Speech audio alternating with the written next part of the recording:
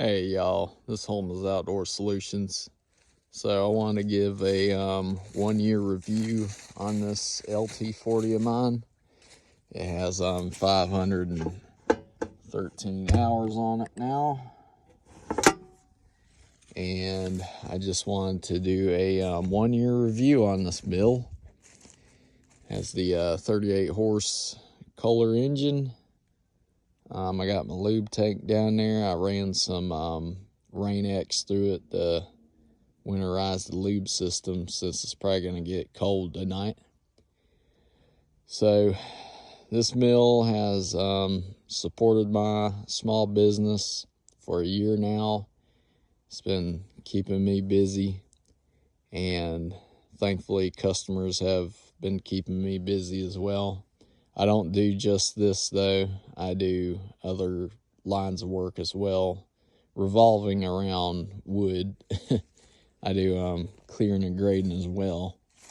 So 513 hours in a year is not that many.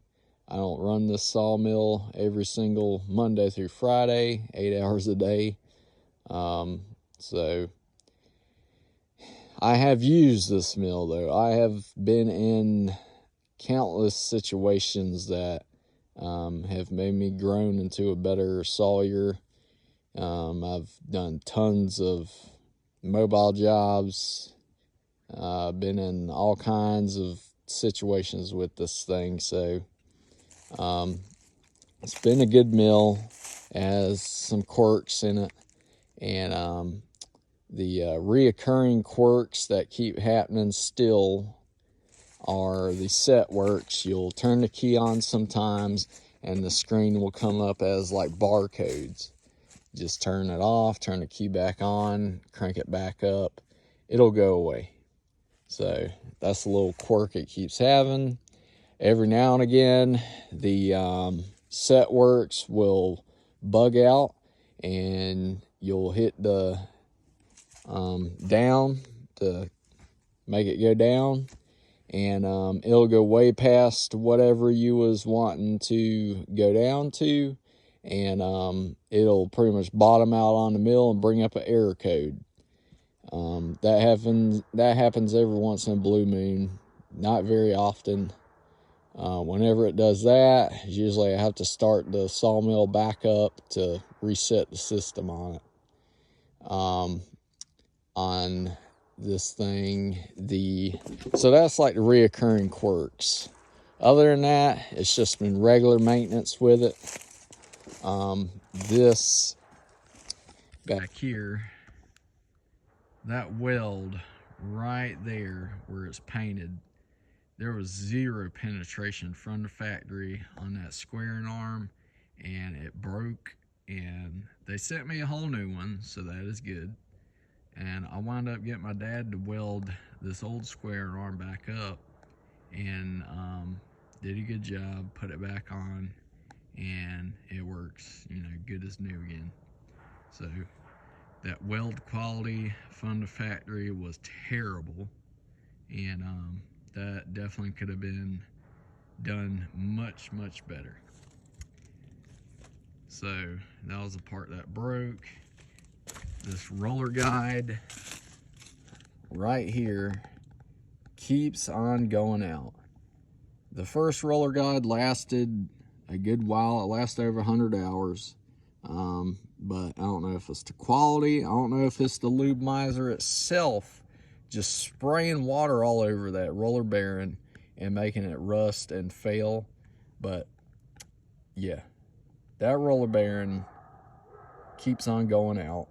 After 50 or so hours, it'll start getting wobbly, and I've taken the bearings apart and they're all rusty and shot. So maybe it is the lube miser that's prematurely making those wear out. That one over there though is still going strong, nothing wrong with it. I had the debarker little motor right here go out, and wound up getting a replacement, put it back on, spliced the new wires together, good as new again. Just regular maintenance, doing belt changes. I've had this blade tensioner since I've owned it. I had it blow out on me, actually. Maybe, I don't know, 50 hours ago. I went to tension the blade, and then, crank it up to 3,000 PSI, and I went to use it, and it just went completely limp. This shot all the way back down to where it's sitting right now, and evidently it just, over time, stress, all that, it blew out the O-rings inside. Got a new kit. It's kind of hard to bleed this thing out when you go to put it back together to get all the air out of it. It took me a while to finally get it. So that's good as new again. Trying to think of any other things that have went wrong with this thing. Wood-Mizer came out and did a full alignment and checkup on this thing. Nothing was really that off, but he adjusted some things, added a little oil to the bearing over on that drive side wheel. The debarker is kind of a pain in the butt, I've found out. You pretty much have to hold that debarker little switch. You have to tap it like every couple of seconds, because that debarker will not follow the outside of the log. It'll hit, a bump in the log, and it'll push the debarker out, and it'll stay riding. It won't come back over to the log on its own. So you have to tap that button, and it'll bring it back over. And I've noticed in the real hot summer months, it's almost as if that debarker will get too hot and just become weak, and it'll keep tripping. So I'll have to go over here and hit the fuse for the debarker to get it going again. The bunk, I was rolling a really heavy log one time, and this bunk right here actually got knocked loose, and it knocked that bunk down, and I just put it back together and tightened the bolts up and stuff. Wasn't no big deal, but that was kind of crazy that happened. And the frames on these things aren't super heavy duty. I've had some extremely heavy logs on this thing to where the log turner can't even roll them. I have to pick them off the machine pick them off the mill with an excavator, roll them on the ground, and put them back on the mill, and then I can cut them. So this thing is definitely limited. It's nothing heavy duty like probably a Cook's or I don't know, Baker sawmill, the double rail framed style mills. Those are much bigger mills than this though, so it's not really in the same category.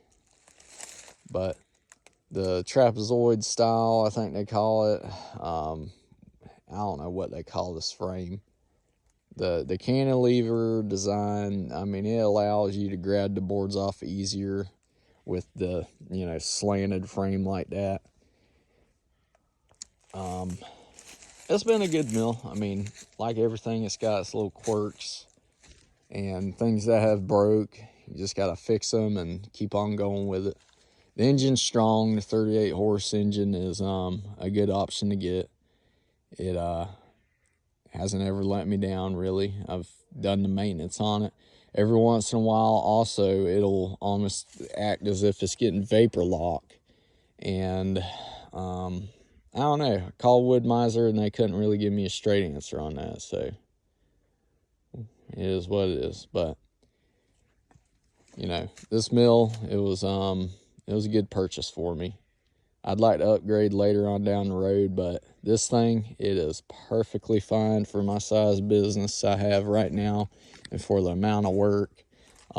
If you was getting, steady customers that relied on you to, say, supply them wood every month in large quantities, you know, thousands of board foot every month, definitely get an LT70. Don't even mess with this or a LT50.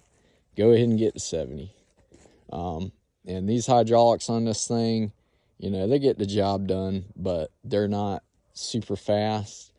I don't really like that style log turner. It's got like a dead zone in it to where if you're trying to roll a certain size log, it just will not grip onto it, so you have to use the log clamp.